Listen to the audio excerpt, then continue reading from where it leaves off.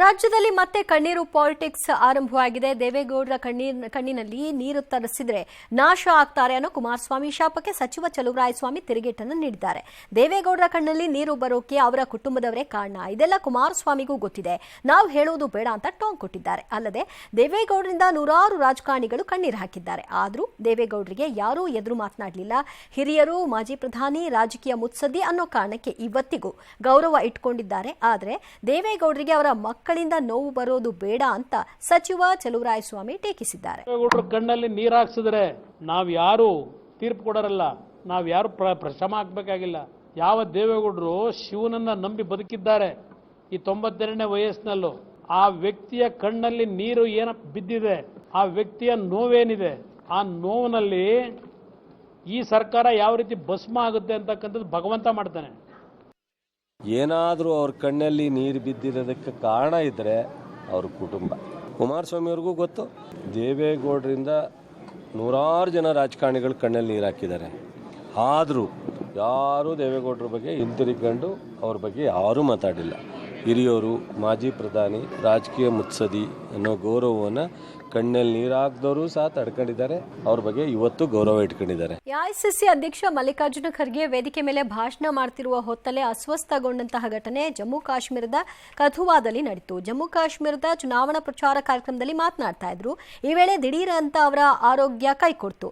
ಮಾತನಾಡಲು ಆಗದಂತೆ ಆಯಾಸಗೊಂಡರು. ಕೂಡಲೇ ಪಕ್ಕದಲ್ಲಿದ್ದವರು ನೀರು ಕೊಟ್ಟು ಉಪಚರಿಸಿದ್ರು. ಸ್ವಲ್ಪ ವಿಶ್ರಾಂತಿ ಬಳಿಕ ಮತ್ತೆ ಕುರ್ಚಿ ಮೇಲೆ ಕುಳಿತು ಮಾತು ಮುಂದುವರೆಸಿದ್ರು. ನಾನಿನ್ನೂ ಸಾಯಲ್ಲ, ಮೋದಿಯನ್ನ ಅಧಿಕಾರದಿಂದ ಕೆಳಗಿಳಿಸುವವರೆಗೂ ನಾನಿರ್ತೀನಿ ಅಂತ ಖರ್ಗೆ ಚಟಾಕಿ ಹಾರಿಸಿದ್ರು. ತೀವ್ರ ವಿರೋಧದ ನಡುವೆಯೂ ಕೂಡ ಮೈಸೂರಿನಲ್ಲಿ ಮಹಿಷ ದಸರಾ ಆಚರಣೆಯನ್ನ ನಡೆಸಲಾಗಿದೆ. ಮೈಸೂರಿನ ಟೌನ್ ಹಾಲ್ ಬಳಿ ಮಹಿಷ ಮಂಡಲೋತ್ಸವ ಹೆಸರಿನಲ್ಲಿ ಕಾರ್ಯಕ್ರಮ ನಡೆಯಿತು. ಕೇವಲ ವೇದಿಕೆ ಕಾರ್ಯಕ್ರಮಕ್ಕಷ್ಟೇ ಅನುಮತಿ ನೀಡಿ ನಿಷೇಧಾಜ್ಞೆ ವಿಧಿಸಲಾಗಿತ್ತು. ಬುದ್ಧನನ್ನ ಹೊಗಳುವ ಭರದಲ್ಲಿ ಪ್ರೊಫೆಸರ್ ಕೆಎಸ್ ಭಗವಾನ್ ವಿವಾದಾತ್ಮಕ ಹೇಳಿಕೆ ಕೊಟ್ಟರು. ಹಿಂದೂ ಅಂದ್ರೆ ಹಿಂದಕ್ಕೆ ಹೋಗುವ ಜನ, ಹಿಂದೂಗಳು ಮುಂದಕ್ಕೆ ಬಾರದ ಜನ, ಬೇರೆಯವರನ್ನ ಮುಂದಕ್ಕೆ ಬಿಡುವುದಿಲ್ಲ ಅಂದ್ರು. ಇನ್ನು ಮುಂಜಾಗ್ರತಾ ಕ್ರಮವಾಗಿ ಚಾಮುಂಡಿ ಬೆಟ್ಟದಲ್ಲಿ ನಿರ್ಬಂಧ ಹೇರಲಾಗಿತ್ತು. ಇದನ್ನ ಮಹಿಷ ದಸರಾ ಆಯೋಜಕರು ಖಂಡಿಸಿದ್ರು. ಕಡೆಗೆ ಮಹಿಷಾಸುರನಿಗೆ ಪುಷ್ಪಾರ್ಚನೆ ಸಲ್ಲಿಸಲು 5 ಜಿಲ್ಲಾಡಳಿತ ಅವಕಾಶ ಕೊಡ್ತು.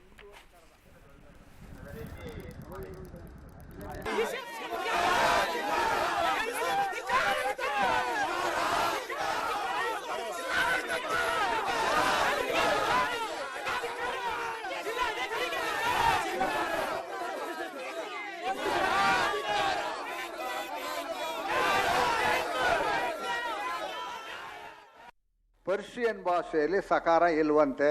ಆದ್ರಿಂದ ಅವನು ಸಿಂಧುನ ಹಿಂದೂ ಅಂತ ಕರೆದ. ಹಿಂದೂ ಧರ್ಮ ಅಂದ್ರೆ ಅದು ಬ್ರಾಹ್ಮಣ ಧರ್ಮ. ಹಿಂದೂ ಅಂದ್ರೆ ಯಾವಾಗಲೂ ಹಿಂದಕ್ಕೆ ಹೋಗೋರೆ, ಮುಂದಕ್ಕೆ ಬರೋದಿಲ್ಲ. ಮುಂದಕ್ಕೆ ಹೋಗೋಕ್ಕೂ ಇವ್ರು ಬಿಡೋದಿಲ್ಲ ನಿಮ್ಮನ್ನ. ಬ್ರಾಹ್ಮಣರು ಗಂಡಸರು ಮಾತ್ರ ಬ್ರಾಹ್ಮಣರು, ಹೆಂಗಸರಲ್ಲ. ಮಾತಾಡೋದಕ್ಕೆ ಹಕ್ಕಿದೆ ಅಂತ ಮೈಕ್ ಸಿಕ್ತು ಅಂತ ಸಮಾಜದ ಸ್ವಾಸ್ಥ್ಯವನ್ನ ಹಾಳು ಮಾಡುವಂತಹ ಕೆಲಸವನ್ನ ಮಾಡಬಾರ್ದು. ಅದಕ್ಕೆ ಪೊಲೀಸರು ಕೂಡ ಅವಕಾಶವನ್ನ ಮಾಡಿಕೊಡಬಾರ್ದು. ಇನ್ನು ಮೈಸೂರಿನ ಯುವ ಸಂಭ್ರಮ ಕಾರ್ಯಕ್ರಮದಲ್ಲಿ ಆರಂಭದಲ್ಲೇ ಗಲಾಟೆ, ಗದ್ದಲ. ವೇದಿಕೆ ಮೇಲೆಯೇ ಆಯೋಜಕರು ಹಾಗೂ ಕಲಾವಿದರ ನಡುವೆ ಮಾತಿನ ಚಕಮಕಿ ನಡೆಯಿತು. ವೇದಿಕೆಯಲ್ಲಿ ಡ್ಯಾನ್ಸ್ ನಡೀತಿರುವಾಗಲೇ ಆಯೋಜಕರು ಅರ್ಧಕ್ಕೆ ಮೊಟಕುಗೊಳಿಸಿದ್ರು. ಇದನ್ನು ಪ್ರಶ್ನಿಸಿದ ಕಲಾವಿದರನ್ನ ಪೊಲೀಸರು ಕರೆಸಿ ಆಚೆಗೆ ಹಾಕಲಾಯಿತು. ಆಯೋಜಕರ ನಡೆಗೆ ತೀವ್ರ ಆಕ್ರೋಶ ವ್ಯಕ್ತವಾಗಿದೆ. ಇನ್ನು ಸಿಡಿಮದು ತಾಲೀಮು ವೇಳೆ ಹೆಣ್ಣಾನೆಯೊಂದು ಬೆದರಿದ ಘಟನೆ ಕಂಡುಬಂತು.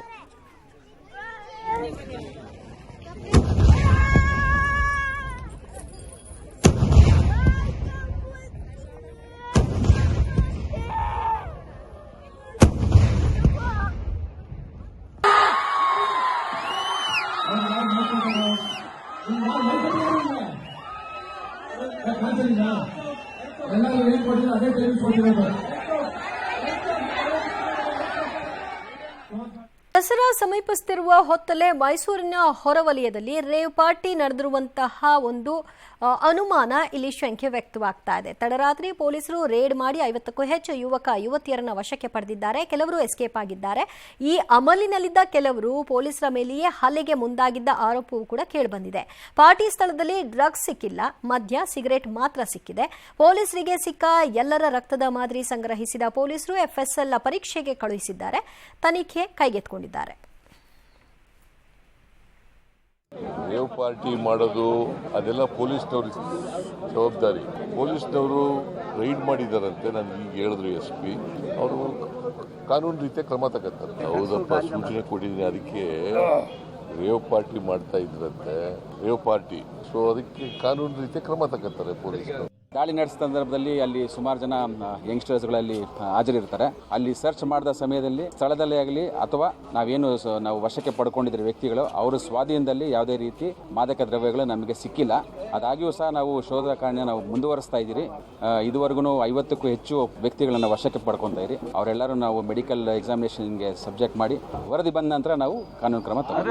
ದಕ್ಷಿಣ ಕನ್ನಡ ಜಿಲ್ಲೆ ಬೆಳ್ಳಾರಿಯ ಇಬ್ರಾಹಿಂ ಖಲೀಲ್ ಎಂಬಾತ ಸಾಮಾಜಿಕ ಜಾಲತಾಣದಲ್ಲಿ ಬೆಳ್ಳಾರೆ ಮಸೀದಿಯಲ್ಲಿ ಭಯೋತ್ಪಾದನಾ ಚಟುವಟಿಕೆ ನಡೀತಿದೆ ಅಂತ ಹೊರಬಿಟ್ಟಿದ್ದಾನೆ. ಅಷ್ಟೇ ಅಲ್ಲ, ಪ್ರವೀಣ್ ನೆಟ್ಟಾರು ಹತ್ಯೆಯನ್ನು ಉಲ್ಲೇಖಿಸಿ ಬೆಳ್ಳಾರೆ ಮಸೀದಿಗೆ ತಳುಕು ಹಾಕಿ ಖಲೀಲ್ ಪೋಸ್ಟ್ ಮಾಡಿದ್ದ. ಇದನ್ನ ಖಂಡಿಸಿರುವ ಮಸೀದಿ ಆಡಳಿತ ಮಂಡಳಿ ಖಲೀಲ್ ವಿರುದ್ಧ ಬೆಳ್ಳಾರೆ ಪೊಲೀಸ್ ಠಾಣೆಯಲ್ಲಿ ಪ್ರಕರಣ ದಾಖಲಿಸಿದೆ. ಆದರೆ ಖಲೀಲ್ ಕೂಡ ಪ್ರತಿದೂರನ್ನ ನೀಡಿದ್ದಾನೆ. ತನಗೆ ಜೀವ ಬೆದರಿಕೆ ಇದ್ದು ಕ್ರಮ ತಗೊಳ್ಳಿ ಅಂತ ಕೋರಿದ್ದಾನೆ.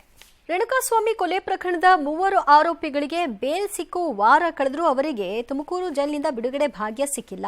A15 Karthik, A16 Keshavamurthy, A17 ನಿಖಿಲ್ಗೆ court ಷರತ್ತುಬದ್ಧ ಜಾಮೀನು ಕೊಟ್ಟಿದೆ. 2 ಲಕ್ಷ ರೂಪಾಯಿ ಹಣ ಇಬ್ಬರು ಶೂರಿಟಿದಾರರ ಮೇಲೆ ಜಾಮೀನು ಪಡೆಯಲು ಷರತ್ತು ವಿಧಿಸಿದೆ. ಆದರೆ ಆರೋಪಿಗಳ ಕುಟುಂಬಸ್ಥರು ಜಾಮೀನು ಮತ್ತು ಶೂರಿಟಿಗೆ ಹಣ ಹೊಂದಿಸಲಾಗದೆ ಒದ್ದಾಡ್ತಿದ್ದಾರೆ. ಹೀಗಾಗಿ 3 ಆರೋಪಿಗಳು ಜೈಲಿನಲ್ಲೇ ಕೊಳೆಯುವಂತಾಗಿದೆ. ಅಂದಹಾಗೆ ನಾಳೆ ದರ್ಶನ್ ಪವಿತ್ರ ಜಾಮೀನು ಅರ್ಜಿ ವಿಚಾರಣೆಗೆ ಬರುತ್ತೆ. ಡಿಎಂಕೆಯ ಚಿಹ್ನೆ ಮಾದರಿಯಲ್ಲಿಯೇ ಅವರ ಪಕ್ಷದಲ್ಲಿ ಮತ್ತೊಮ್ಮೆ ಸನ್ರೈಸ್ ಆಗಿದೆ. ಇಷ್ಟು ದಿನ ಸಚಿವರಾಗಿದ್ದ ಸಿಎಂ ಪುತ್ರ ಉದಯನಿಧಿ ಡಿಸಿಎಂ ಆಗಿ ಪ್ರಮೋಷನ್ ಪಡ್ಕೊಂಡಿದ್ದಾರೆ. ಎಲ್ಲರ ನಿರೀಕ್ಷೆಯಂತೆಯೇ ಉದಯನಿಧಿ ಡಿಸಿಎಂ ಆಗಿದ್ದಾರೆ. ಉದಯನಿಧಿಗೆ ಪ್ರಮುಖ ಖಾತೆಗಳ ಜವಾಬ್ದಾರಿಯನ್ನ ನೀಡಲಾಗಿದೆ. ಈ ಮೂಲಕ ಉದಯನಿಧಿಯೇ ತಮ್ಮ ಉತ್ತರಾಧಿಕಾರಿ ಅಂತ ಸಿಎಂ ಸ್ಟಾಲಿನ್ ಪರೋಕ್ಷವಾಗಿ ಹೇಳಿಕೊಂಡಂತೆ ಕಾಣಿಸ್ತಿದೆ. ಇನ್ನು ಗುರುವಾರವಷ್ಟೇ ಜೈಲಿಂದ ಬೇಲ್ ಮೇಲೆ ರಿಲೀಸ್ ಆದ ಸೆಂಥಿಲ್ ಬಾಲಾಜಿಗೆ ಸ್ಟಾಲಿನ್ ಸಂಪುಟದಲ್ಲಿ ಮತ್ತೊಮ್ಮೆ ಅವಕಾಶ ಕೊಡಲಾಗಿದೆ. ಪಾಕಿಸ್ತಾನವನ್ನ ಕೇಂದ್ರ ವಿದೇಶಾಂಗ ಸಚಿವ ಜೈಶಂಕರ್ ವಿಶ್ವಸಂಸ್ಥೆ ಸಾಕ್ಷಿಯಾಗಿ ತರಾಟೆಗೆ ತೆಗೆದುಕೊಂಡಿದ್ದಾರೆ. ಪಾಕಿಸ್ತಾನದ ಗಡಿಯಾಚೆಗಿನ ಭಯೋತ್ಪಾದನೆ ಯಶಸ್ವಿಯಾಗುವುದಿಲ್ಲ. ಆ ದೇಶವು ದುಷ್ಕೃತ್ಯಗಳ ಪರಿಣಾಮವಾಗಿ ತನ್ನದೇ ಸಮಾಜವನ್ನ ಬಲಿ ಪಡೆಯುವ ಸ್ಥಿತಿ ತಲುಪಿರುವುದು ಕರ್ಮದ ಫಲ ಅಂತ ಗುಡುಗಿದ್ದಾರೆ.